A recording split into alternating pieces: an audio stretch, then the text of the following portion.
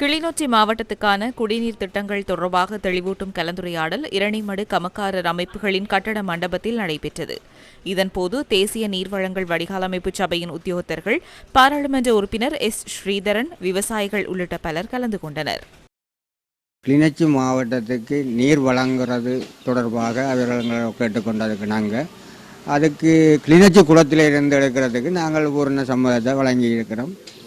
இது எங்கட அதாவது இரநமுட குளத்திலேயோ இரநமுட கால்வாயிலேயோ நீரை பெறக்கூடாது என்ற உத்தரவாதத்தோடு ஏற்கனவே குறிக்கப்பட்டிருந்த 7 CMC தண்ணியோ அதை அந்த இதுக்கு நாங்கள் உடன்பாடு.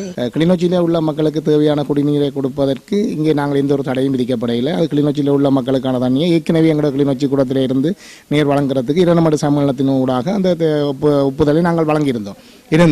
மேற்படி யாழ்ப்பாணம் குடிநீர் கொண்டு செல்வது என்பதும் நாங்கள் எங்கள் கிளிநொச்சி மாவட்டத்தில் எந்த ஒரு விவசாயிகளையும் யாழ்ப்பாணத்துக்கு குடிநீர் வழங்க மாட்டோம் என நாங்கள் குறிப்பிடவில்லை. எங்களுடைய கிளிநொச்சியில் உள்ள விவசாயிகள் பூர்த்தி செய்த பிற்பாடு யாழ்ப்பாணத்துக்கு மேலதிகமாக இருந்த நீரை நீங்கள் கொண்டு போகலாம் என்றதான் நாங்கள் ஏற்கனவே குறிப்பிட்டிருந்தோம். அதே போன்று இன்றும் அந்த விடயங்களை நாங்கள் முன்னிறுத்தி இந்த விஷயங்களை தெளிவாக அவர்களுக்கு குறிப்பிட்டிருக்கின்றோம்.